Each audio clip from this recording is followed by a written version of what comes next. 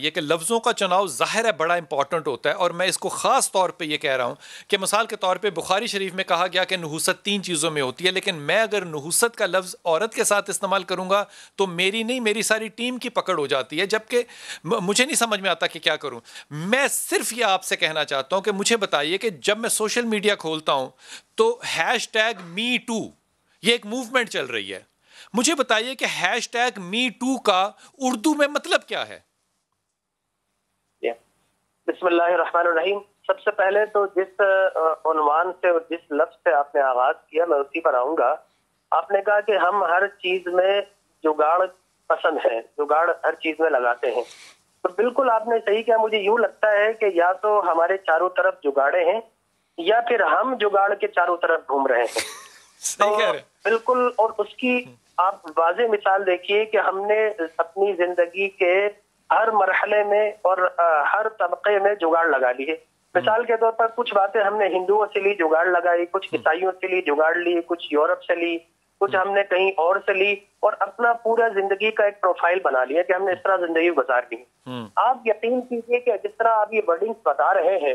اگر آپ نے جگاڑ کی بجائے اسلام پر عمل کیا ہوتا اور مکمل طور پر ادخلوا فی السلم کافہ، اسلام میں پورے داخل ہو جاتے اور پورے اس وقت داخل ہوں گے جب اسلام کا code of conduct, code of life جب آپ اپنی زندگی میں رائج کر لیں اور حکومت وقت جو قرآن کا آئین ہے اس کو مکمل طور پر نافذ کر دیں، تو یہ چھوٹی چھوٹی جو پیچیدگیاں ہیں جن کو ہم کسی نہ کسی کی ہمدردی کے اندر لے کر اچھالتے ہیں اور غالباً اپنے اوپر ہی کیچڑ اچھال دیتے ہیں، ان سب چیزوں سے آپ بچ جائیں گے۔ اب آپ نے بات کی کہ لفظ کون سا استعمال کیا جائے۔ دیکھیے قرآن مجید برہان رشید نے بہت سارے نازک معاملات میں وضاحت فرما دی ہے۔ مثال کے طور پر اگر چوری کوئی کرتا ہے تو چور ہونے میں مرد ڈومینیٹ ہوتا ہے، ٹھیک ہے نا۔ خواتین آپ کو چوری کرتے ہوئے بہت شاذ و ناز آپ کو نظر آئیں گی، بہت ریئرلی ایسے انسیڈنٹس ہوں گے۔ لیکن جب اس لیے قرآن کا والسارق والسارقۃ، پہلے مرد کا چور کا اور پھر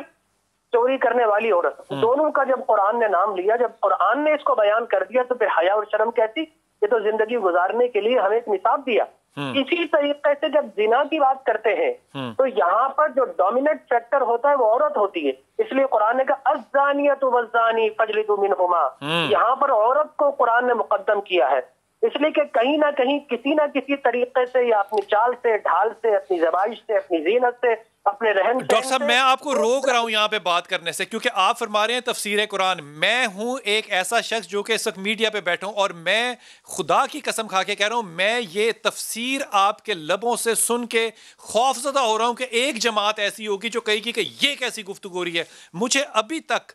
یہ کہنے میں حجاب آتا ہے کہ جو لفظ قرآن میں اللہ نے استعمال کیا ہے میں وہ کسی مرد یا عورت کے لیے یہاں بیٹھ کے استعمال کروں۔ مجھے نہیں پتا یہ اس ملک کا زوال ہے، اخلاقی یا ادبی یا عقلی یا شعوری یا کہ پتہ نہیں کیا چیز ہے، کہ لفاظ کا چناؤ کرتے ہوئے ہمیں دیکھنا پڑتا ہے کہ ہم کس جینڈر کی بات کر رہے ہیں، حق اور سچ کی نہیں، کس جینڈر کی بات کر رہے ہیں یہ سوچنا پڑتا ہے۔ میرے ساتھ رہیے گا